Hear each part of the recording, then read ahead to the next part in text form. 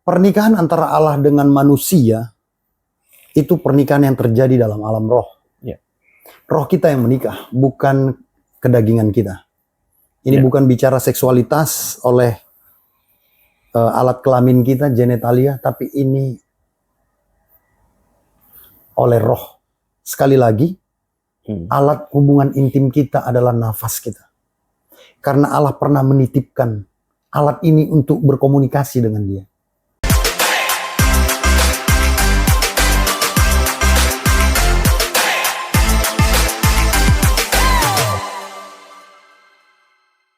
Shalom, apa kabar saudara? Jumpa lagi bersama kita, saya Yoni Prasetya Tomo, Pendeta Manutun Tangsoid, Gembala Jemaat PFC. Kita berjumpa lagi dengan belajar yang kita sebut adalah meditasi Alkitab. Ya. Saudara menantikan bagaimana saat ini kita akan membahasnya. Judulnya yaitu kita sudah sampai di pelajaran ketiga di kuartal 2 tahun 2025. Judul adalah gambaran dari pernikahan. Dan ini akan menarik karena ini akan membahas sesuatu yang jarang saudara dengar di tempat lain barangkali. Benar ya pendeta? Ya. Saudara tidak sabar, jangan lupa tetap stay tune sampai habis. Oke, baik pendeta. Ya. Kita bersyukurlah. Minggu demi minggu, waktu demi waktu, kita memiliki kesempatan untuk belajar atau meditasi Alkitab. Amin. Nah, kenapa kita harus bermeditasi Alkitab? Karena kita adalah, bisa dibilang adalah firman Tuhan itu adalah, selain berdoa adalah nafas hidup. Dan kita belajar untuk melihat bagaimana kehendak Tuhan disampaikan melalui firman-Nya untuk kehidupan kita masing-masing. Ya. Baik, pendeta. Di sini saya langsung saja, gambaran dari pernikahan, ini bukan pernikahan yang real gitu ya sebenarnya ya. Tapi ini bagaimana dilihat dari sisi rohani barangkali ya. Gereja dalam hal ini adalah umat percaya kepada Yesus. Itu digambarkan sebagai mempelai wanita, benar ya? Dan mempelai pria adalah Yesus Kristus sendiri gitu ya. Dan jikalau kita kembali atau membaca ke kitab suci atau Alkitab, pernikahan ini lebih dari sekedar perkawinan antara pria dan wanita, hubungan seks, mengasuh anak, dan lain sebagainya. Mungkin itu bisa jadi benar, tapi tidak sepenuhnya benar. Tapi tujuan kitab suci memuat kisah pernikahan ini adalah semacam menjadi alat peraga. Nah, alat peraga ini ternyata sudah ada sejak perjanjian lama. Apa itu pendeta, alat peraga itu sebenarnya? Ya, alat peraga itu banyak. Itu cara Tuhan berkomunikasi dengan umatnya. Menyampaikan seluruh isi hatinya, kehendaknya, janji-janjinya, dan rencana-rencananya. Nah, dulu alat peraga untuk menceritakan misi Allah kepada umatnya itu bait suci. Jadi kita perlu mempelajari bait suci. Karena di situ kita akan melihat bahwa peran bait suci itu adalah untuk menceritakan cara Allah yang luar biasa, yang ajaib untuk menyelesaikan masalah dosa. Nah, sampai pada puncak dari dosa itu diselesaikan adalah kematian inkarnasi Allah, yaitu Yesus Kristus di kayu salib. Jadi seluruh alat peraga bait suci itu puncaknya di situ. Nggak ada yang lain yang dia mau ceritakan. Semua yang dilambangkan oleh tradisi bait suci, seremonialnya, unsur-unsurnya, peralatannya semua, terutama tentang korban-korban yang dibuatnya.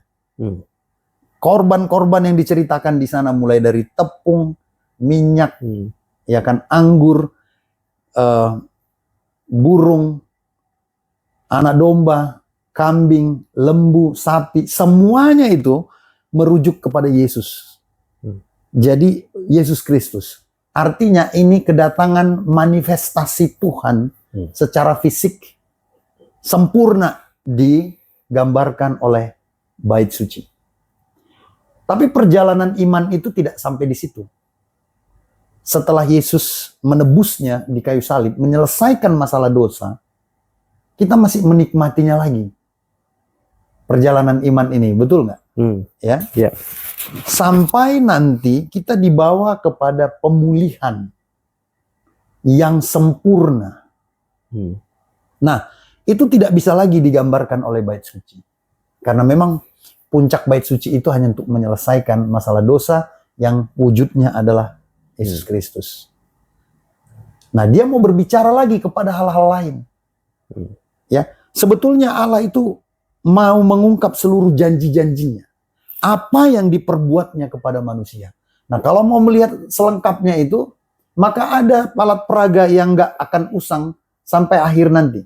Yaitu alat peraga pernikahan suci. Kalau tadi bait suci, maka ini pernikahan suci. Sama-sama ancient tradition. Ya kan? Atau ancient Jewish tradition. Jadi tradisi orang Yahudi kuno. Tapi nanti kita belajar dari situ, akhirnya kita mengerti kenapa kita dipanggil sebagai pengikut Yesus Kristus, orang Kristen. Kira-kira sampai di situ dulu. Oke, baik. Terima kasih pendeta. Jadi bait suci itu adalah gambaran untuk sesuatu yang akan datang nantinya. Jadi bisa dibilang bait suci sudah finish, selesai. Finish, selesai. Oke. Itu dinyatakan lewat praktik di bait suci itu sendiri. Ya kan? Pada waktu hari pendamaian, seorang imam besar mengadakan pendamaian melalui tirai. Ya. Di akhir dari tindakan pendamaian itu, pemercikan darah anak domba ke tirai itu oleh tangan imam melalui hisop. Begitu selesai, di saat yang sama, di waktu yang sama, terjadi pada petang hari, tirai di bait suci itu terbelah. Dari atas ke bawah, robek, dibelah dengan presisi oleh tangan yang tak kelihatan. Ya kan? Di saat yang sama itu, disitulah Yesus katakan, it is finished. Gempa bumi terjadi. Dan tirai di bait suci Allah selesai. Ini menunjukkan tangan yang misteri, tangan yang gaib, yaitu tangan Allah itu sendiri. Merobek. Karena pusat dari seluruh peribadatan bait suci ada pada tirai. Tirai itu akan dibersihkan sekali setahun karena penuh dengan darah.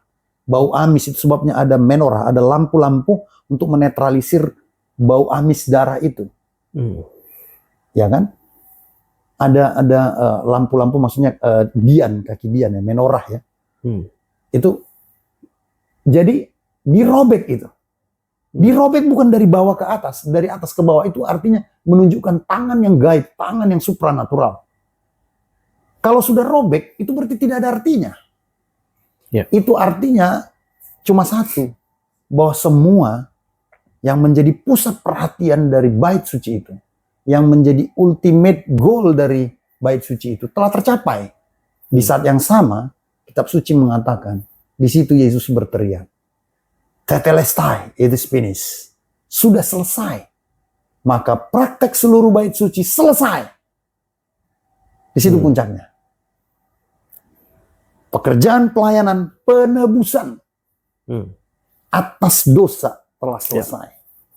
Begitu.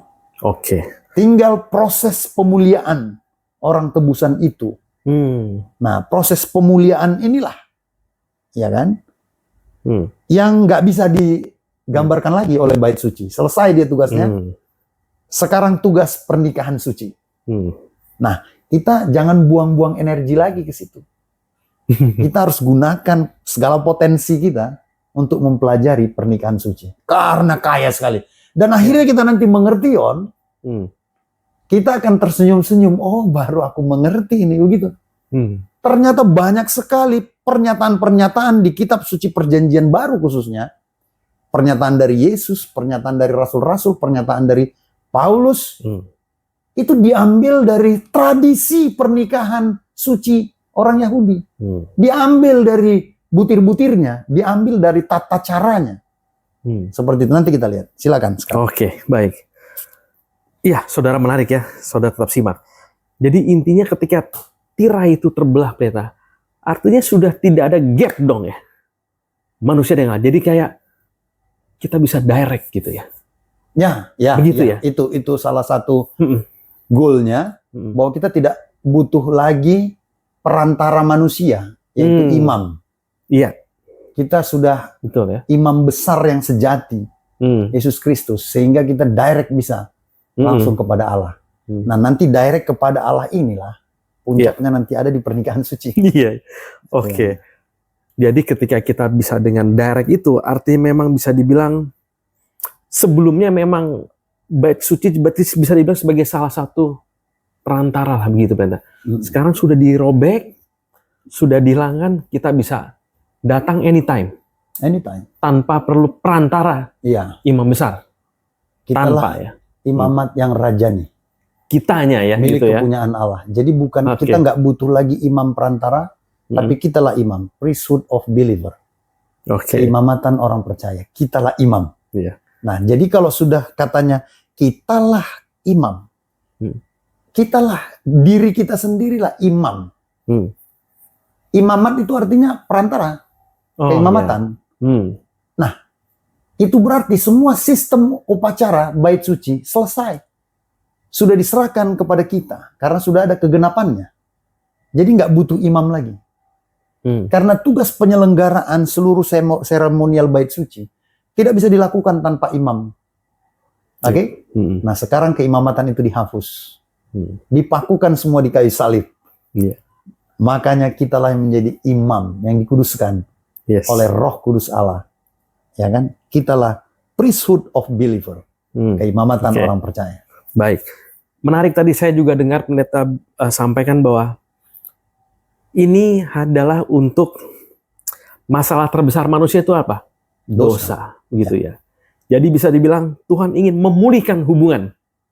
Dan ketika ingin memulihkan hubungan ini tidak hanya pulih, tapi Tuhan ingin kita sebagai pelayan itu mempunyai relationship yang kuat dan saling bisa dibilang bukan saling berjaga tapi tanpa jarak ya pendeta ya. Dan bisa bergantung sepenuhnya.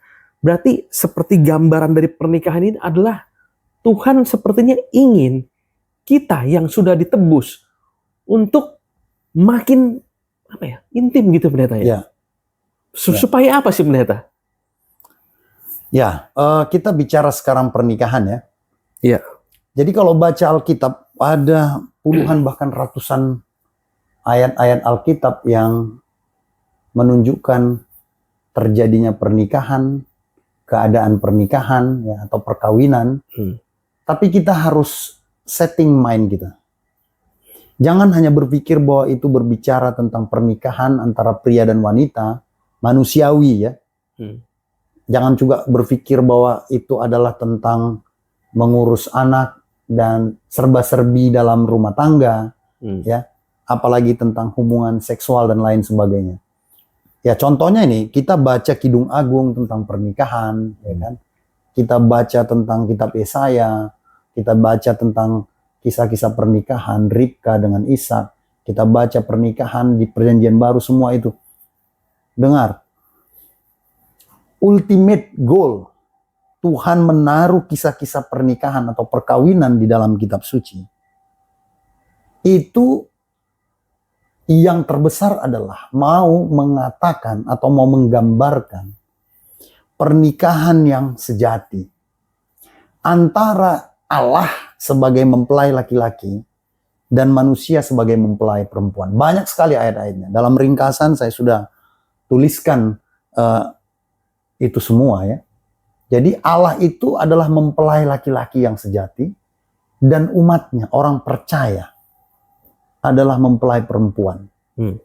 Nah, inilah yang akan disampaikan kitab suci.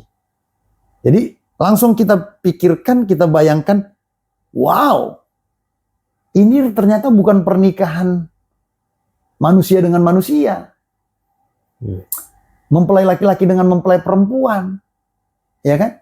Ini bukan sekedar membicarakan seksualitas. Ya kan, secara kedagingan, secara lahiriah. Ini pernikahan antara Allah dengan manusia. Coba mari kita bayangkan. Allah itu adalah roh, manusia adalah daging. Ya. Yang ngajak menikah itu bukan manusia tapi Allah. Yang menyelenggarakan pernikahan bukan manusia tapi Allah. Lalu bagaimana? Mari kita berpikir sesederhana mungkin. Kalau Allah adalah ruah, roh, yang bukan daging dan darah. Bayangkan, seperti apa kita membayangkan pernikahan ini? Apakah ini sekedar metafor? Bahasa-bahasa perlambang atau pengungkapan? Enggak. Terlalu banyak. Ini pasti sesuatu yang memang benar-benar terjadi. Hanya bagaimana kita merasakannya? Bagaimana kita memverifikasinya? Ya, kita harus tahu bahwa memang ini terjadi dalam alam roh. Ini bukan sekedar metafor. Kalau sekedar metafor itu hanya mengisi knowledge kita, pengetahuan kita. Kita nggak akan merasakan apa-apa. Ya cukup kita pelajari selesai. Yeah. Lalu kita mengalami apa dalam alat peraga pernikahan ini? Apakah firman Tuhan hanya sekedar pengetahuan? Informasi, kalau gitu kita baca aja, terus memorize, selesai. Tapi di mana iman bekerja dalam alat peraga ini? Iman bekerja hanya kalau kita mengalaminya. Paham ya? Yeah. Tapi akal rasional kita, intelektual kita, bilang bagaimana? Saya mengalami pernikahan dengan Allah. Allah ya Allah, Khalik pencipta. Dia adalah ruah, tapi saya darah dan daging, manusia fana. Nah, di sini pertanyaan sudah bagus untuk membuka kita kepada realitas yang sesungguhnya. Realitas yang sesungguhnya adalah ini harus terjadi. Ini harus kita alami. Karena ini terjadi bukan di wilayah darah dan daging. Ini di wilayah ruah. Ini dimensi roh. Pernikahan ini bukan pengetahuan. Pernikahan ini pengalaman. Memang kita harus menikah dengan Allah. Allah sudah mempersunting kita. Nah, bagaimana ceritanya? Kita nggak akan bisa mengerti ini kecuali kita mempelajari pernikahan tradisi Yahudi. Baru satu persatu. Oh, begitu. Berharap pengetahuan kita tentang tradisi Yahudi dalam pernikahan itu akan membangkitkan iman kita. Bagian yang mana yang kita imani? Akan kita lihat nanti. Bagian-bagian yang di dalam dimensi roh. Tapi firman itu akan bekerja. Pengetahuan itu, logos tentang pernikahan Yahudi ini, akan membias ke dalam pikiran kita. Sehingga kita tahu, oh ini rupanya yang saya alami dengan Tuhan. Jadi sekali lagi, pernikahan itu pengalaman, bukan pengetahuan. Gitu ya? Ya. Ini yang kita nggak ngerti. Coba alat peraga bait suci. Semua pengetahuan. Itu bedanya ya? Ya, semua pengetahuan karena kita tidak mengalami itu lagi. Iya. Ya kan? Karena itu sudah diselesaikan Allah. Tapi kalau ini sedang dikerjakan Allah untuk kita dan akan terus dikerjakannya. Oke. Ya, ini bukan pengetahuan. Ini bukan sekedar pengetahuan maksud saya. Ini harus kita alami. Silakan. Baik. Teruskan. Nanti kita akan explore. Oke, pendeta. Ya. Ide perkawinan Allah dengan umatnya ini pasti tertulis di kitab suci. Banyak di sini ayat-ayatnya. Ya. Di situ yaitu perjanjian pernikahan Allah dengan umatnya dalam hal ini adalah Israel. Allah adalah suami Israel, pengabdian Israel sebagai istri, dan juga hancurnya pernikahan Allah dengan Israel karena ada pembangkangan di situ, perceraian Allah dengan Israel, dan juga pembaruan pernikahan Allah dengan Israel dan pemulihan hubungan Allah dengan Israel dan pernikahan Yesus Kristus dengan gereja dan gereja sebagai mempelai Kristus. Nah, Artinya sudah sejak dulu. Berarti Israel ini juga bisa dibilang sudah, memang Tuhan sudah sejak awal ingin dia sebagai umatnya, begitu ya pendeta. Tetapi juga banyak hal terjadi yang di luar lah pendeta, rencana ya. Sehingga dan Allah tidak pernah berhenti untuk mencoba untuk memulihkan hubungan atas dasar karena ada dosa. Itu adalah masalah terbesarnya. Dan saat ini ketika sudah bait suci sudah terbelah dua, sudah tidak ada lagi gap gitu ya pendeta. Gereja sebagai mempelai Kristus bisa dibilang sudah harus dalam fase memasuki pernikahan gitu ya. Dan pernikahan tadi pendeta sampaikan ada dalam tradisi Yahudi kuno. Ada 3 katanya pendeta. Apa itu sebenarnya di dalam tradisi itu? Kita akan masuk ke sini ya. Kita tinggalkan itu, kita sudah cukup data, banyak sekali data tentang kisah-kisah pernikahan tadi sudah saya sampaikan ya. Kita nggak mau melihat hal yang lahiriah di situ, tapi hal yang lahiriah itu kita jadikan pesan bermakna dan pesan roh. Nah begini, ada 3 fase pernikahan. Yang pertama itu di bangsa Yahudi ada 3 fase pernikahan. Yang pertama itu sidukin. Ini masa pacaran nih, komitmen, istilahnya komitmen, ya kan? Ini kalau di kisah yang terlihat dalam kitab suci, ya biasanya masa pengenalan ini, pacaran ini, ada mak comlang, ada maklar, gitu ya. Biasanya ya memang dulu ya, saya agak melenceng dulu dari ke ilmu sosial ya dulu. Pernikahan di Timur Tengah itu jarang atau bahkan hampir nggak pernah terjadi oleh karena cinta. Itu faktor yang kesekian. Faktor utamanya pernikahan terjadi karena kebutuhan.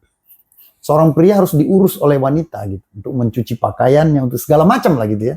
Jadi semua hal-hal seperti itu. Diharapkan pernikahan itu akan membuat tumbuh benih-benih cinta nanti. Begitu ya. Itu sebabnya jangan heran, loh kok pernikahan Yahudi itu ada maklar ya. Nggak seperti zaman modern, kita kenal, saling berinteraksi lalu jatuh cinta gitu ya. Nah, di fase sidukin itu, komitmen itu, di sana peran maklar yang paling ditonjolkan. Biasanya ini sahabat dari mempelai laki-laki. Ya, jadi itu sebabnya gini. Saya katakan tadi, saya mendapati terlalu banyak. Cuma podcast ini nggak cukup untuk mempelajari itu dan nggak mungkin hanya 1 sesi. Ya kan? Alat peraga ini begitu kaya pesan dan makna. Yang pasti, Yesus dalam perkataan-perkataan yang tercatat dalam Injil sinopsis, baik juga rasul-rasul, 12 murid lainnya, dan juga terutama Paulus, menggunakan kata-kata atau kalimat-kalimat yang tertulis, itu yang biasa terjadi dalam tradisi pernikahan orang Yahudi. Contohnya dalam Alkitab, tugas maklar, ya, itu sebabnya seperti bujang atau hamba yang mendatangi Ribkah, yang disuruh oleh Abraham untuk anaknya Ishak. Nah itu, disitulah nanti dia datang. Dia akan bawa ini nanti, Ribkah ini, kepada Abraham, ya kan? Nah, lalu Abraham, bapak Ishak, harus ditanya sama perempuan itu, maukah kamu menjadi istri anakku? Bapak Abraham itu memberikan kemerdekaan, bebas. Wanita itu, Ribkah itu menjawabnya, mau menolak atau menerima. Nah, itu memang ada. Itu memang seperti tradisinya. Jadi bujang, hamba, atau maklar yang membawa itu, sahabat mempelai laki-laki itu, dibawa dulu nih kepada bapak. Ya kan? Nah, di situ sebetulnya itulah yang dipakai oleh Rasul Paulus contohnya dalam 2 Korintus 11 ayat 2. Sebab aku cemburu kepada kamu dengan cemburu ilahi, karena aku telah mempertunangkan kamu kepada satu laki-laki untuk membawa kamu sebagai perawan suci kepada Kristus. Artinya apa?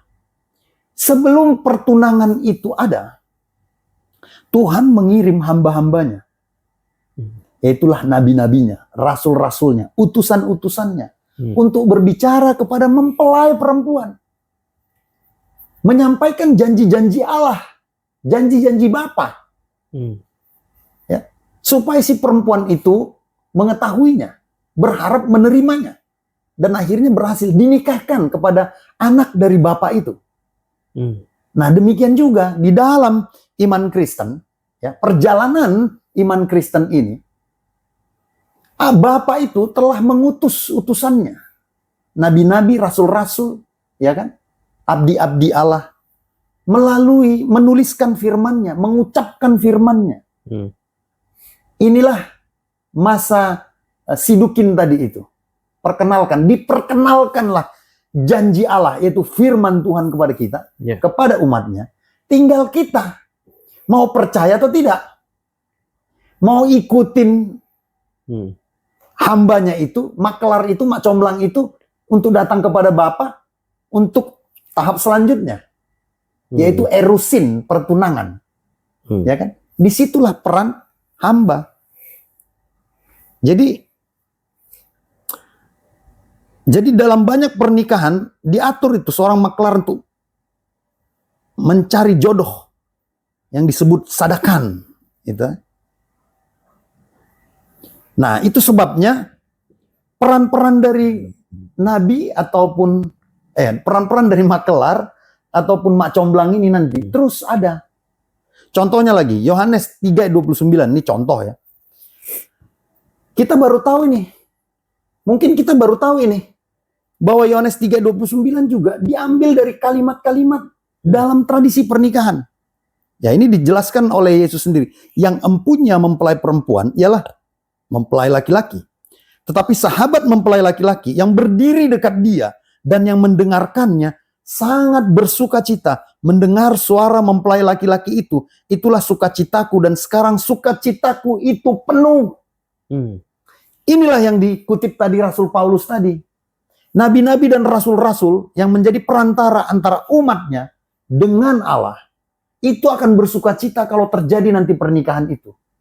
Itu diambil dari tradisi Yahudi. Pada waktu nanti Bapa mengatakan kepada anaknya, oke, kita segera menjemput mempelai itu. Nah, karena sebelumnya begini, masa pertunangan itu, nanti kalau oke kata perempuannya ya, maka Bapa datang. Mendatangi ayah dari perempuan itu. Mereka membicarakan rencana itu. Dan kalau setuju, oke, kita langsungkan. Maka Bapak akan membayar mahar. Mahar. Mahar ya nih. Mahar itu adalah uang. Uang apa ya? Apa dalam Mas kawin. Mas kawin. Jadi bisa berbentuk uang yang disebut mahar. Bisa juga berbentuk hadiah barang yang disebut matan. Jadi mahar, matan. Mahar uang, matan. Jadi untuk menebus. Untuk membayar perempuan itu uang mas kawin. Ya, mas kawin itu benar tuh. Nah, inilah yang akhirnya kita melihat dalam iman Kristen, ya. Mas kawin itu sebetulnya adalah darah Yesus Kristus yang menjadi tebusan. Nah, nanti kita lihat praktik ini bagaimana terjadinya sampai kepada masa nisuin atau pernikahan. Darah, catat dulu ya. Ini memang kita harus kronologikan secara mendetil, tapi kita bisa lompat-lompat sedikit. Nah, tadi saya bilang mempelai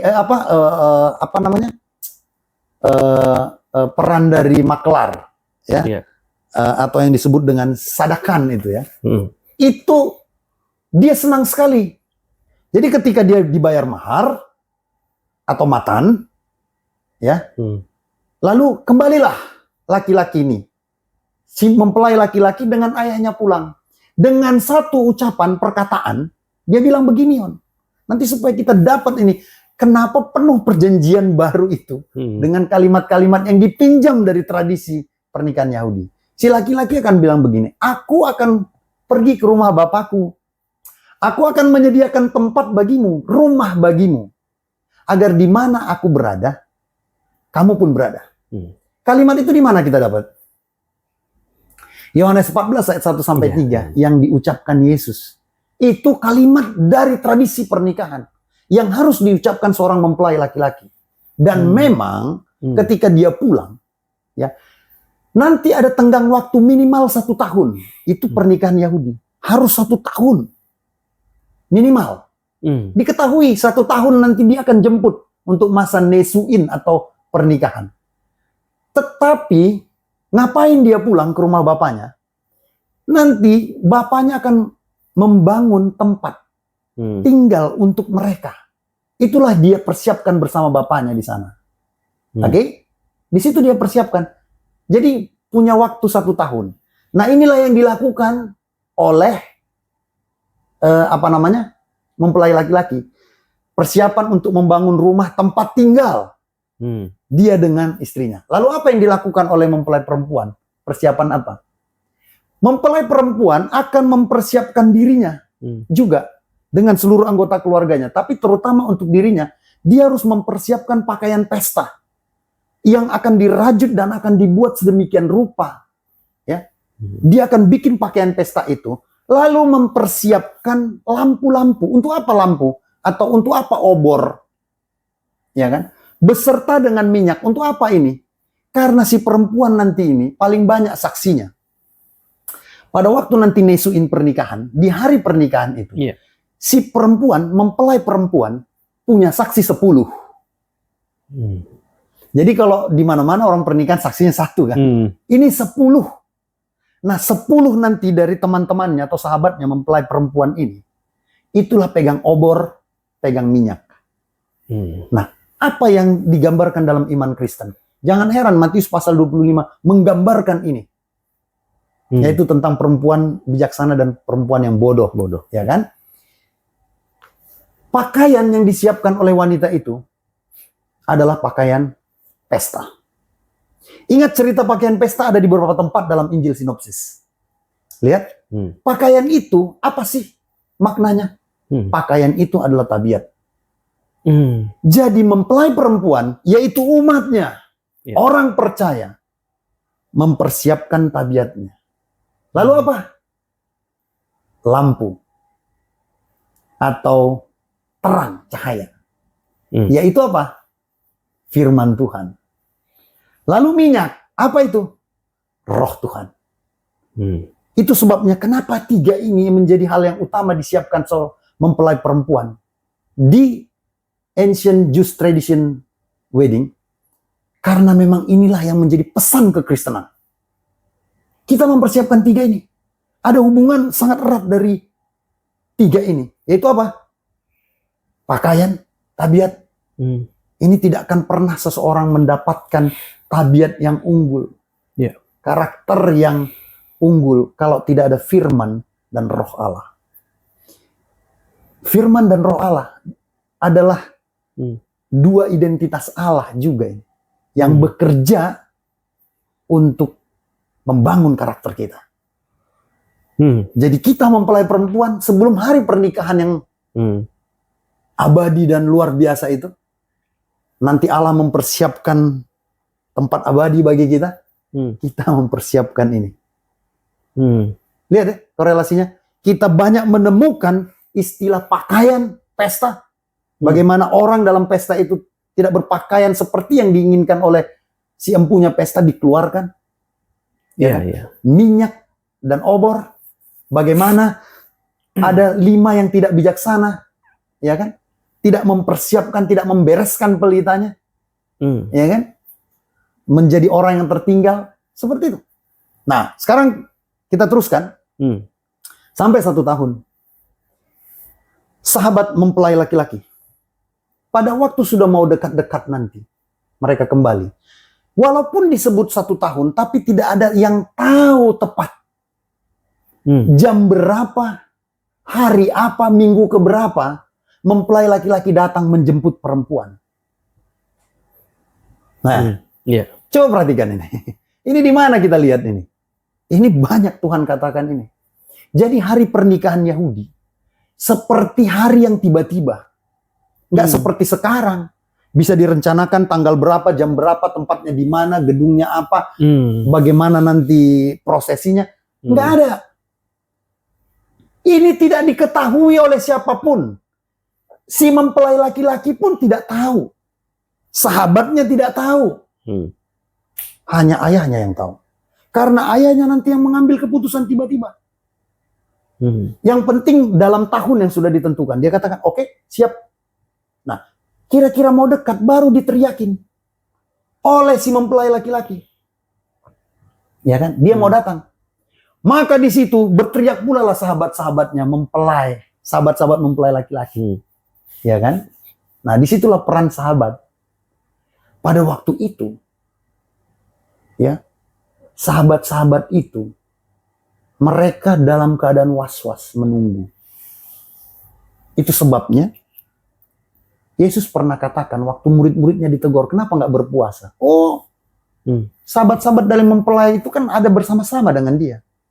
Itu dalam masa sukacita. Itu pada waktu sudah akan menjemput wanita itu. Itu nggak ada puasa. Tapi pada waktu masa menunggu, artinya ada beban moral di antara nabi, rasul, dan utusan-utusan Allah demi terjadinya pertunangan itu. Nah, itulah yang dialami Yohanes Pembaptis sebagai sahabat mempelai dari laki-laki itu.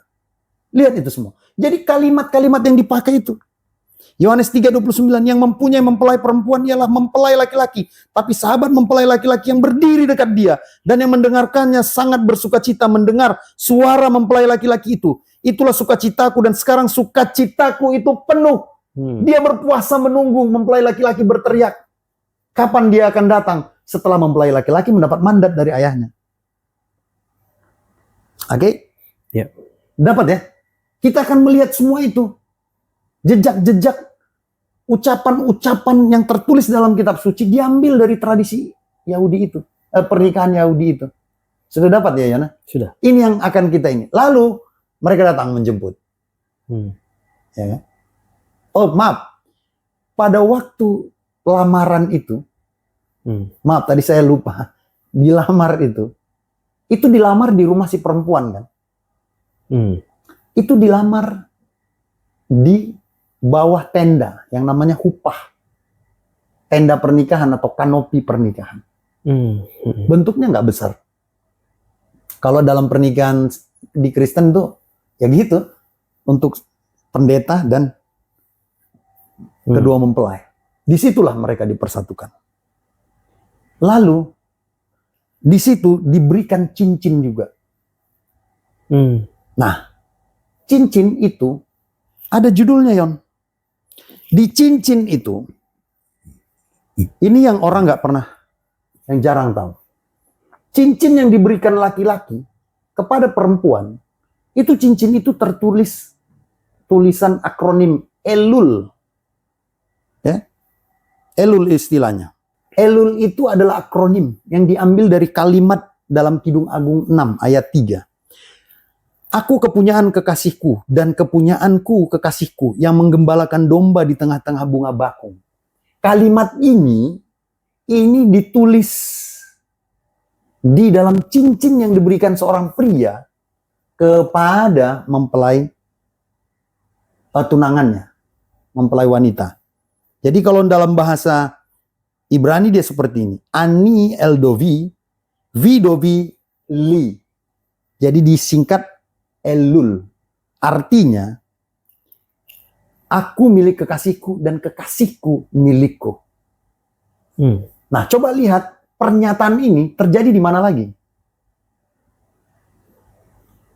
Ini banyak tempat di Alkitab. Doa Yesus dalam Yohanes pasal 17. Begitu, aku milik mereka. Mereka milikku.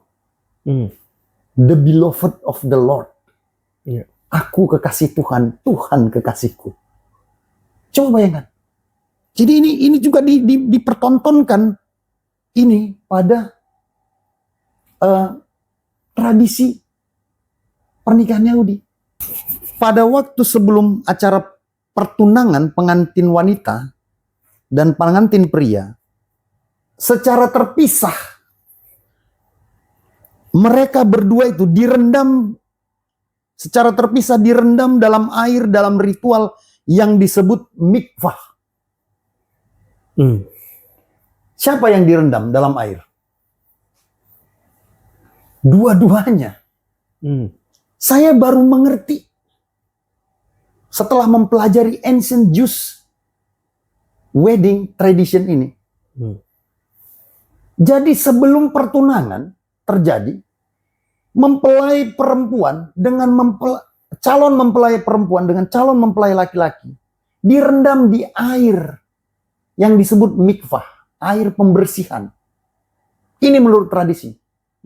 Nah, saya baru mengerti dua-duanya, baik laki-laki, mempelai laki-laki maupun perempuan.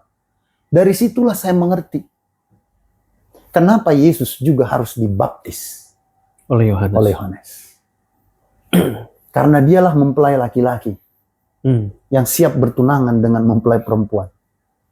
Maklarnya, mak comblangnya adalah Yohanes Pembaptis. Itu sebabnya umatnya, mempelai perempuan juga harus dibaptis. Makanya di dalam Markus 16, siapa yang dibaptis diselamatkan. Oke? Ini mikvah air. Tradisi yang benar-benar menggambarkan iman Kristen ini. Oke? Nah, itu sebabnya coba perhatikan. Kita akhirnya mengerti kenapa juga ada baptisan. Ternyata itu adalah persiapan. Kalau kita menerima alat peraga ini, kita tahu kita sedang, ya bagaimana ya? Semua kita pernah menikah ya sekarang ya. Persiapan pernikahan apakah hanya melibatkan persiapan daging kita? Yang paling banyak melibatkan perasaan kita. Hanya kayak, akhirnya gua tanggal sekian mau menikah nih. Gua nikahin juga nih. Kita udah persiapan gimana nanti ya? Kalau yang benar-benar pernikahan yang benar-benar segenap rasa ya, itu akan merasakan itu. Akan melibatkan rasa yang luar biasa. Situ. Nah, kita potong aja sampai ke fase erusin, pertunangan. Setelah pencelupan, ya pasangan tersebut masuk hupah tadi itu tadi jadi terbalik saya bikin. Baru masuk ke situ, ke kanopi pernikahan, melambangkan rumah tangga baru yang mendatang. Lalu mereka menandatangani kontrak dan kontrak yang mengikat yang disebut ketubah. Nah, ini mengenai ketubah, Yon. Ada yang menarik nih. Di sini kasih karunia bicara. Saya sudah mengajarkan ini di jemaat. Janji-janji Allah sejak semula sampai hari ini itu adalah janji sepihaknya Dia. Karena kasih karunia itu memang sepihak. Tidak ada usaha kita. Kamu tahu, janji itu memang dibebankan kepada laki-laki. Janji itu adalah membayar mahar. Ya kan? Janji itu, kalau mereka bercerai, yang didenda siapa, Yon? Yang prianya. Yang pria. Wanita nggak ada di situ. Hebat ya? Inilah kasih karunia. Jadi ikatan perjanjian pernikahan itu bebannya berat di laki-laki. Itu yang menarik, ya. Jadi ditambah lagi pada waktu membuat ketubah itu, mempelai pria akan memberikan uang atau benda berharga seperti cincin kepada mempelai wanita dan secangkir anggur. Biasanya dibagikan untuk mengesahkan janji pernikahan mereka. Anggur melambangkan darah Tuhan. Ya kan? Dalam upacara publik di bawah hupah ini, pasangan tersebut memasuki masa pertunangan yang biasanya berlangsung sekitar setahun. Meskipun mereka dianggap menikah, mereka tidak tinggal bersama atau melakukan hubungan seksual. Nah, di fase ketiga, yaitu fase nisuin atau terjadinya perkawinan itu. Jadi kata nisuin itu berasal dari kata naso. Naso terjemahan aslinya mengangkat. Hebat ya. Apa artinya ini? Ini mengangkat atau menjemput. Mengambil wanita itu. Iya. Itu sebabnya kenapa gambaran yang dituliskan dalam kitab, Allah datang dari atas, turun ke bawah untuk mengangkat umatnya bersama dengan dia. Agar di mana dia berada, di situ umatnya berada. Iya. Jadi di sini mempelai pria dengan penuh kegaduhan, kemeriahan dan keromantisannya menggendong mempelai wanita pulang sekali lagi kedua mempelai akan memasuki hupah. Tapi hupah ini sudah di dalam rumah. Mengucapkan berkat atas anggur yang yaitu simbol sukacita yang besar dan mengakhiri janji pernikahan mereka. Nah, lalu ini, Yon. Pada waktu di fase ketiga itu, di situ ada prosesi mau masuki rumah si perempuan, si laki-laki itu mengetuk pintu. Di zaman dulu itu mengunci pintu. Si perempuan harus mengunci pintu dulu. Satu-satunya cara untuk saling mengenal adalah suara. Oke? Lalu si mempelai laki-laki akan bilang begini, halo, siapa di dalam? Apakah kamu kenal suara saya? Apakah kamu pernah bermohon kepadanya? Jadi itu yang diucapkan mempelai laki-laki pada waktu sambil mengetuk pintu. Inilah yang dituliskan Yohanes. Kenapa katanya aku datang di depan pintu mengetuk? Gambaran pernikahan ternyata itu. Itu kata-kata yang diucapkan oleh mempelai laki-laki. Dan si perempuan akan menjawab apabila dia mengenal suara. Itu memang mempelai laki-laki. Kalau tidak sama suaranya seperti yang dia kenal, dia tidak akan menjawabnya. Paham ya? Nah, itu sebabnya Yesus bilang dalam Yohanes 10, domba-dombaku mengenal suaraku. Ya kan? Aku mengenal domba-dombaku. Jadi artinya dalam iman Kristen, kita bisa mengenali sesuatu yang datangnya dari Allah lewat firman-Nya, lewat suaranya. Kalau mau pernikahan sejati terjadi, kita ternyata harus intim mengenal firman-Nya. Paham ya? Itu sebabnya, nah sampai masuk akhirnya, terjadilah puncak. Nah di sini yang mau kita bahas sedikit ya. Puncak dari pernikahan ini adalah hubungan intim. Hubungan intim. Nah, di sini pada waktu berhubungan intim, di sini janji dari pernikahan itu bekerja. Ya. Ini tinggal bergantung kepada mempelai laki-lakinya saja. Pada waktu dia berhubungan intim, bila didapatinya wanita itu perawan, maka pecah perawan, maka darah dari perawan itu, wanita itu sudah persiapkan dalam satu kain. Ini dalam tradisi Yahudi. Dan kain itu harus ditunjukkan. Itu kebanggaan mempelai laki-laki dan sekaligus mempelai perempuan. Kepada orang bahwa dia perawan. Ya kan? Akan ditujukan darah itu. Bahwa ini darah keperawanan. Apabila tidak, apa yang terjadi? Jika tidak ada darah itu, atau didapati tidak perawan, maka wanita itu sesuai dengan hukum tradisi Yahudi, harus dilempari pakai batu sampai mati. Nah, ini menunjukkan apa yang dilakukan Yesus dalam janjinya kepada umat. Mempelai perempuannya didapatinya tidak sempurna. mungkin menjadi pengkhianat atau sudah tidak perawan lagi, berselingkuh, tetapi mempelai sejati yaitu Allah sudah mempersiapkan janjinya, janji yang sepihak itu. Dia tidak mau meminta tumbal dari pelanggaran janji itu. Itu sebabnya kalau didapatinya, seandainya pun didapatinya, mempelai perempuannya tidak sempurna, tidak perawan lagi, pernikahan itu tetap dijalaninya. Tinggal dia bilang, izinkan aku yang menaruh darah di kain itu. Bukan darah keperawananmu, tapi darah kematianku. Supaya kau tidak malu di hadapan semua orang. Tunjukkan bahwa kau tetap berdarah. Darahku menebus aib dan kemaluanmu. Bayangin. Luar biasa. Luar biasa.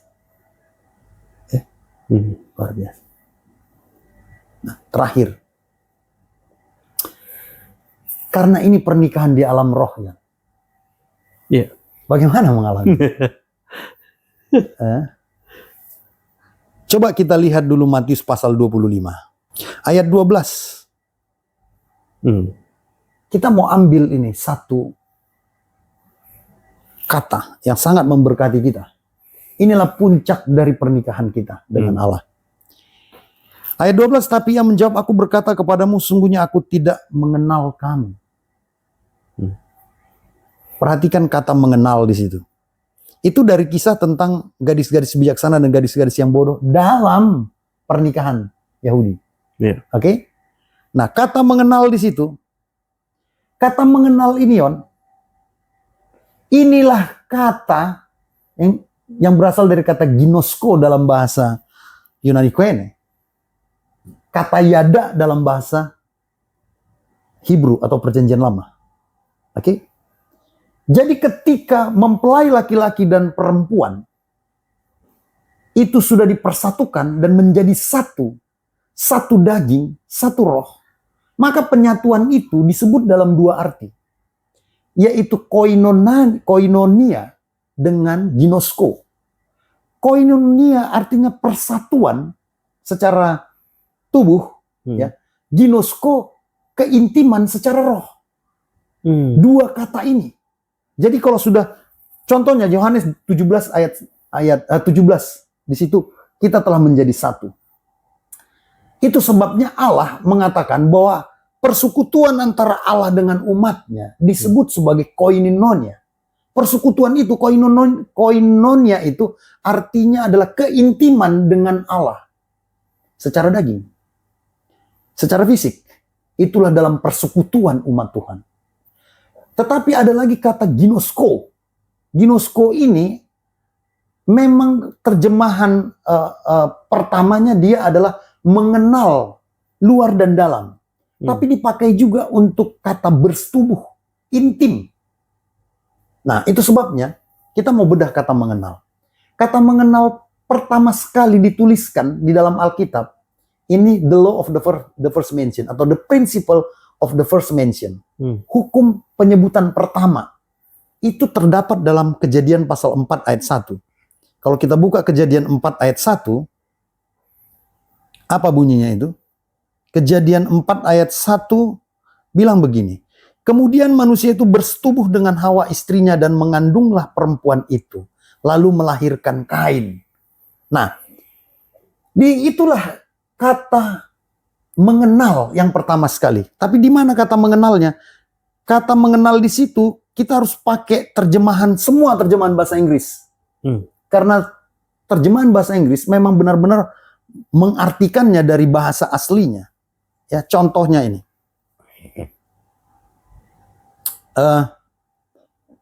And the man knew if his wife. Knew. Dari kata know. Mengenal. Itu dari kata yada. Yada itu bisa diterjemahkan mengenal luar dalam atau bersetubuh. Oke? Inilah penyebutan pertama kata mengenal. Di dalam Alkitab. Biasanya the principle of the first mention ini, kata yang pertama disebutkan itu akan mengikuti sifatnya dengan kata-kata berikutnya ditemukan di bagian manapun di Alkitab. Dia akan mengikuti itu. Pastinya. Secara kualitas maupun kuantitasnya. Nah, sekarang kita lihat. Perhatikan ini. Adam dan Hawa saling mengenal, bersetubuh. Oke? Hasil dari pengenalan, persetubuhan mereka, keintiman mereka, membuat Hawa mengandung. Lalu melahirkan Kain sebagai benih dari Adam. Daging bersetubuh dengan daging, melahirkan daging. Nah, tadi dikatakan, aku mengenal kamu, aku tidak mengenal kamu. Berkali-kali Yohanes 17 ayat 3 katakan contohnya. Inilah hidup yang kekal. Coba kita baca Yohanes 17 ayat 3. Inilah hidup yang kekal, yaitu bahwa mereka mengenal engkau satu-satunya Allah yang benar, dan mengenal Yesus Kristus yang telah engkau utus. Coba perhatikan nih, Yon. Hidup kekal, hidup abadi itu ternyata penyebabnya pengenalan akan Allah. Nah sekarang, bagaimana kita mengalami pengenalan? Pengenalan tadi kalau the first mentionnya bersetubuh. Bagaimana bersetubuh antara manusia dengan Allah? Tapi ini mutlak. Memang kita sudah banyak mempelajari tentang pernikahan. Bahwa Allah adalah mempelai laki-laki dan kita umatnya orang percaya mempelai perempuan. Dan ternyata persetubuhan itu terkait erat. Bahkan menjadi penyebab keselamatan abadi kita. Nah bagaimana ini bisa terjadi? Padahal kalau tadi Adam adalah daging, bersetubuh dengan Hawa yang adalah daging, melahirkan daging. Maka bagaimana persetubuhan antara Allah sebagai mempelai laki-laki dengan manusia sebagai mempelai perempuan? Tapi Allah adalah roh, manusia adalah daging. Maka di sini, di alam mana sebetulnya ini akan terjadi? Alam roh atau alam daging? Alam roh. Betul. Apa alasannya, Yon? Karena Kira-kira. Allah itu adalah roh ya, pendeta. Sedangkan manusia ini daging. Sampai kapanpun daging. Dan kita harus mengenal dalam arti bersetubuh ya, pendeta ya. Dalam versi in English tadi ya. Jadi kita bersetubuh. Jadi roh ketemu roh, begitu bukan, pendeta? Betul. Jawabnya sebetulnya bergantung benih apa yang dimasukkan ke dalam rahim. Betul tidak? Iya. Nah, yang membuat manusia itu, seorang wanita itu hamil apa sih, Yon? Sperma. Ya. Gak usah ragu-ragu bilangnya. Tenang aja. Saya dulu juga ragu. Tapi Alkitab yang meneguhkan itu. Dan Alkitab yang menggunakan kata itu. Gak main-main. Itu sebabnya begini. 1 Petrus 1 ayat 23. Kamu telah dilahirkan kembali bukan dari benih yang fana, tapi dari benih yang tidak fana. Oleh firman Allah yang hidup dan yang kekal. Jadi benih ilahi. 1 Yohanes 3 ayat 9. Setiap orang yang lahir dari Allah tidak berbuat dosa lagi sebab benih ilahi. Oke? Tetap ada di dalam dia. Jadi kalau memang roh Allah, kalau memang Allah sebagai mempelai laki-laki akan mempersunting kita, menikahi kita, dan bersetubuh dengan kita yang adalah daging, maka realita terjadinya pernikahan ini harus di alam roh. Karena tadi itu alasannya, Allah adalah roh. Dan benih dari persetubuhan itu adalah benih ilahi. Coba baca di sini, 1 Yohanes 3 ayat 9 itu disebut benih ilahi. Itu dari kata spermatoteo. Sperma. Memang benih ilahi. Ya kan?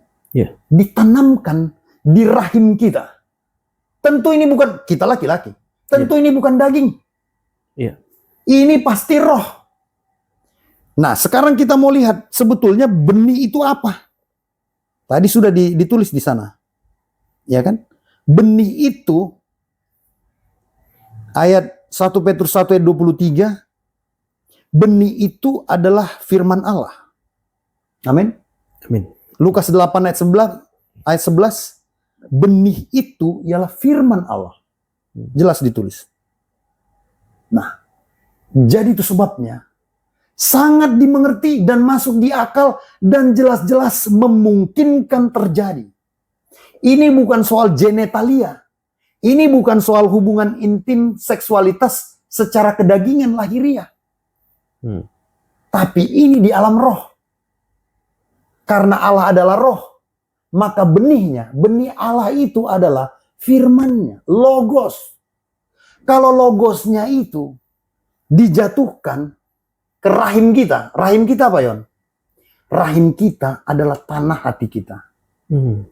Tempat benih ilahi dijatuhkan, tertanam, bertumbuh, dan berbuah. Ya. Ketika dia bertumbuh, disitulah manusia itu mengandung. Ketika dia berbuah, disitulah manusia itu melahirkan. Dari benih ilahi. Jadi firman yang disampaikan, logos yang dilepaskan Allah, sebagai spermatoteo, sebagai benih ilahinya, ditangkap oleh iman kita, tanah hati kita. Kita menerimanya, dan terjadi pembuahan. Nah, karena benih ilahi itu adalah roh, maka yang dikandung oleh mempelai wanita itu adalah benih roh. Maka yang dilahirkannya atau dibuahkannya adalah roh. Jika firman Allah, yaitu logos ilahi, yang diterima oleh rahim, iman, tanah, hati manusia, maka manusia itu hamil, mengandung benih ilahi, dan akan melahirkan buah dari roh Allah. Itulah yang dilukiskan oleh Paulus dalam Galatia 5 ayat 20. Sebab buah roh dari benih ilahi adalah kasih, sukacita, damai sejahtera, kelemah lembutan, kesabaran, semua sifat-sifat ilahi. Inilah yang membuat manusia berkarakter unggul, bertabiat unggul, yang sama seperti yang membenihnya, yang menjatuhkan benih. Inilah puncak dari pernikahan. Inilah puncak dari suatu keintiman. Manusia itu melahirkan buah-buah dari benih ilahi. Kehidupannya penuh dengan buah ilahi. Hanya ini pertanda kasih karunia Allah telah terjadi pada manusia. Nggak ada yang lain, Yon? Saya boleh bertanya, Pendeta? Ya, silakan. Apakah benih itu bisa hilang? Benih itu bisa menjadi tidak bertumbuh. Oh, tidak bertumbuh ya? Nah, ini dilukiskan dalam benih yang jatuh ke 4 tempat yang berbeda. Yang pertama ke jalan, lalu datanglah burung memakannya, lalu hilang. Tidak sempat bertumbuh. Jangankan berkecambah, jangankan bertumbuh, berkecambah pun tidak. Ya. Lalu jatuh ke tanah yang berbatu-batu. Sempat berkecambah, tapi karena tanahnya tipis, datanglah matahari yang panas, maka dia akan mati. Lalu yang ketiga jatuh ke semak belukar. Sempat berkecambah dan bertumbuh. Tapi karena semak belukar terlalu kuat menghipitnya, akhirnya dia mati. Tapi benih juga jatuh ke tanah yang baik. Dia berkecambah, bertumbuh, dan berbuah. Nah, benih ilahi, yaitu firman Allah, logosnya, bergantung kepada tanah atau tanah iman yang dimiliki oleh setiap mempelai perempuan. Itu sebabnya Jangankan mempelai perempuan dalam roh, mempelai perempuan dalam daging pun banyak yang nggak bisa hamil. Iya. Banyak faktor yang membuat tidak bisa hamil, ya kan? Itu mempelai daging. Iya. Ya. Mempelai roh juga demikian. Banyak faktor yang membuat roh kita tidak bertumbuh. Iya. Iman kita tidak dijatuhi, tidak membuat benih-benih firman Tuhan bertumbuh di dalamnya. Ini yang harus kita sadari. Nah, ini semua terjadi dalam dimensi roh. Bagaimana keintiman itu bisa terjadi? Bagaimana keintiman ini bisa terpelihara? Kita akan melihat lagi nanti. Semua praktik dalam pernikahan suci orang Yahudi. Apa yang dilakukan oleh mempelai laki-laki dan mempelai perempuan? Penyatuan mereka dalam doa-doa. Doa-doanya nggak sembarangan. Yang tidak bergantung pada kata-kata. Tetapi doa keintiman, kemesraan. Itu yang membuat benih itu terpelihara. Sampai nanti dia dilahirkan. Tidak ada keintiman yang paling intim. Selain bertemunya nafas dengan nafas. Bukan tubuh dengan tubuh.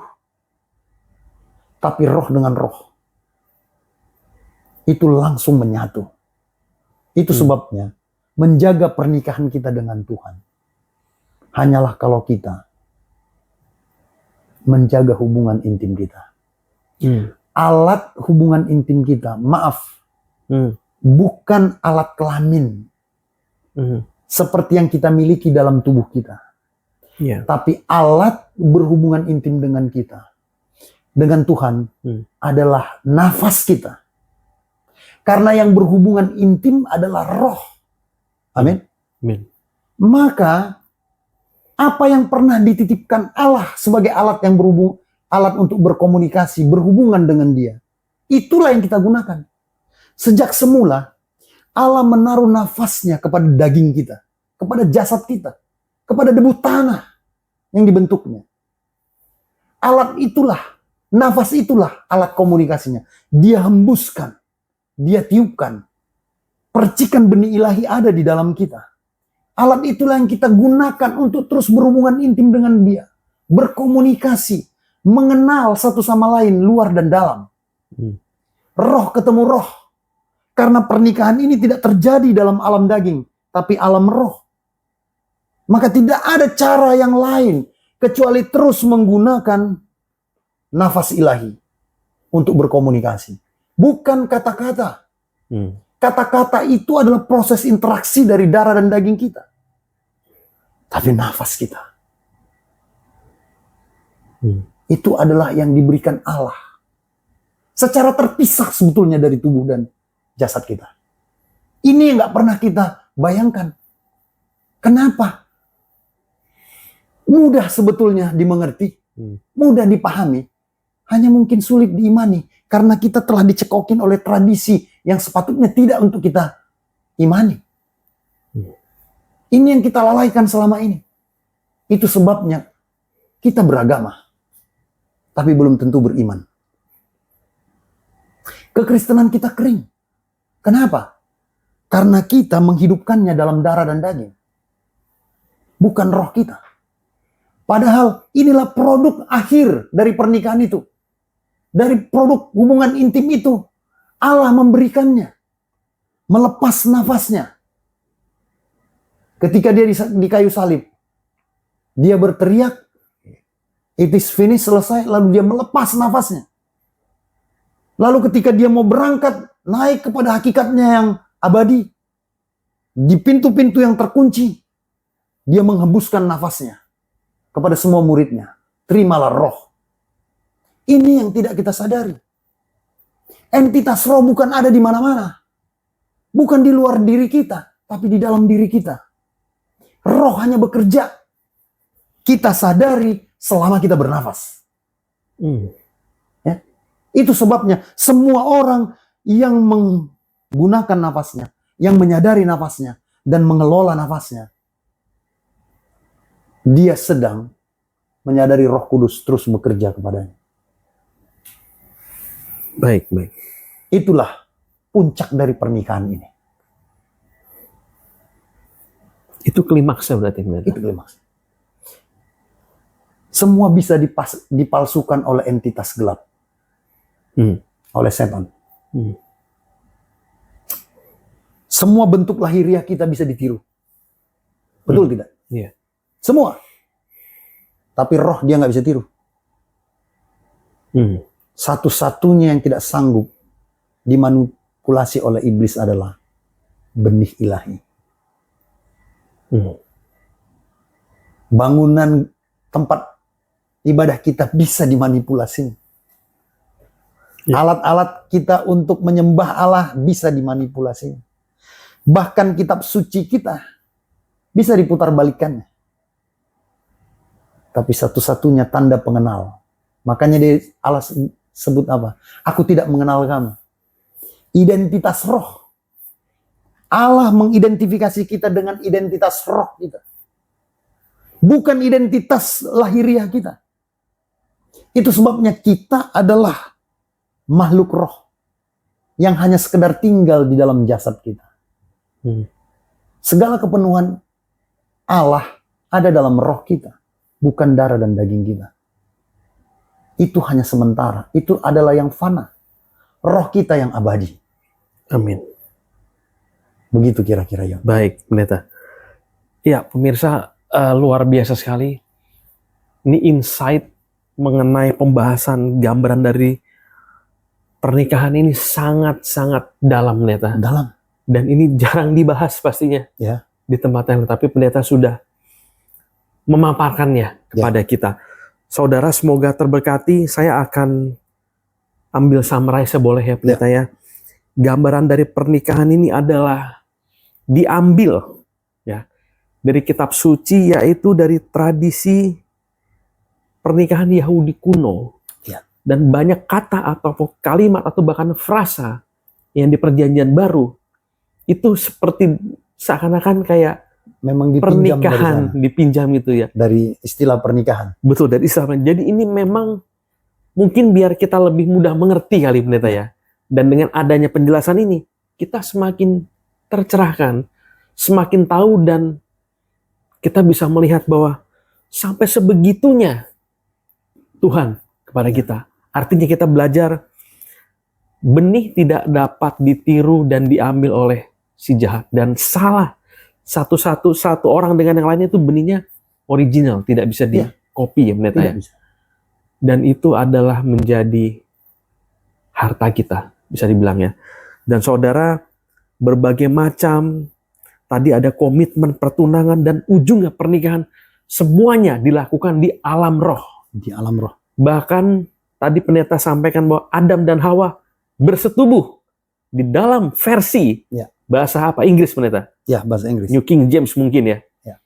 Itu new.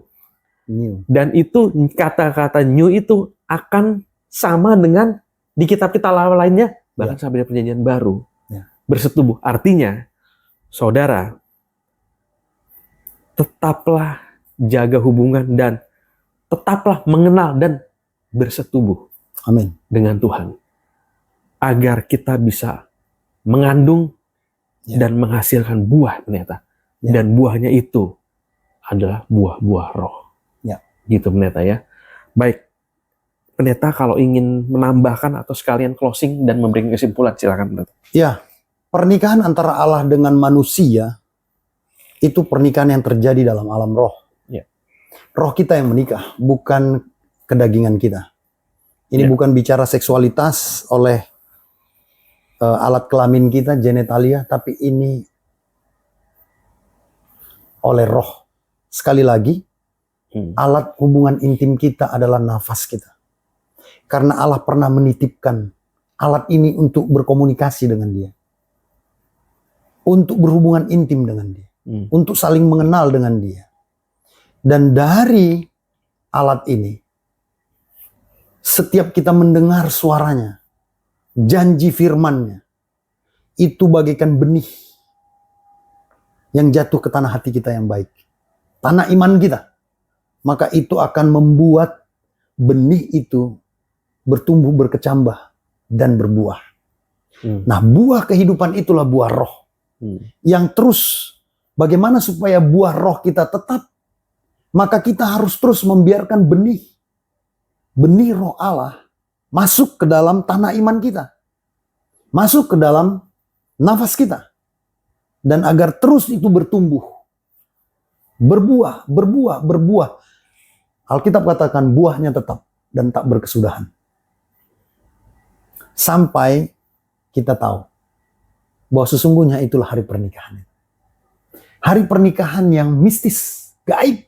Karena terjadi dalam alam roh. Yang tersembunyi. Itu sebabnya Nikodemus karena hidup di bawah hukum Taurat nggak mengerti pernikahan ini. Nggak mengerti penyatuan ini. Nggak mengerti keintiman ini. Yesus bilang, kalau kau tidak dilahirkan dari benih ilahi, dari roh Allah, kau tidak layak bagi kerajaanku. Itulah janjinya yang dia katakan kepada umatnya. Kalau kau tidak menerima janji-janjiku, maka kau tidak berada di tempat di mana aku berada. Jadi setiap orang oleh benih roh Allah akan dilahirkan kembali. Itulah dalam yang Yohanes tulis dalam 1 Yohanes pasal yang ketiga. Jadi setiap orang yang dilahirkan dari benih ilahi, dilahirkan kembali. Artinya menjadi manusia baru. Menjadi versi baru. Tapi versi barunya bukanlah kedagingannya. Tidak terlihat lebih tampan seperti kasat mata. Tidak lebih berotot. Tidak lebih tinggi, lebih gagah, bukan. Tapi versi barunya adalah buah roh di dalam dirinya. Itulah kelahiran kembali oleh benih ilahi. Itulah arti dari pernikahan alam roh. Tuhan memberkati. Baik, Pendeta boleh sekalian pimpin dalam doa tutup ya. Mari kita berdoa. Allah yang penuh kasih, pelajaran ini mungkin baru di telinga kami. Bukan soal pengertian intelektualitas atau rasionalitas yang kami butuhkan. Karena sesungguhnya ini sangat mudah dimengerti. Tapi kami hanya butuh iman dan percaya. Agar janji-janji manis Tuhan mengambil tempat di tanah iman kami. Di ladang iman kami. Izinkanlah Tuhan, benih itu terawat oleh roh-Mu. Benih itu akan bertumbuh, berkecambah, dan berbuah menjadi pohon-pohon kehidupan. Kami akan tampil dalam buah-buah roh Allah, benih Allah, di dalam kehidupan kami. Itulah kualitas dari tabiat dan karakter kami. Maka kami akan menerima segala keberkahan yang terbaik dalam hidup ini. Karena kami layak menerimanya. Kami menerimanya dalam segala kelimpahan. Inilah doa kami. Kami aminkan janji-Mu, janji firman-Mu di dalam nama Yesus Kristus. Amin. Haleluya. Amin. Haleluya. Baik, tidak terasa. Terima kasih sudah sampai di akhir acara ini. Saudara juga terus menonton. Dan saudara, apabila saudara juga ingin belajar Alkitab lebih lagi, ingin didoakan dan ingin konseling, dan juga ingin dikunjungi oleh Pendeta Manuntun, saudara bisa chat di layar kaca saudara, ada tampilan nomor handphone. Baik, kiranya tetap belajar firman Tuhan, dan jangan lupa tetaplah mengenal Tuhan dengan bersetubuh, gitu Pendeta ya. Sampai jumpa di minggu depan, dan Tuhan Yesus memberkati. Amin. Haleluya. Haleluya.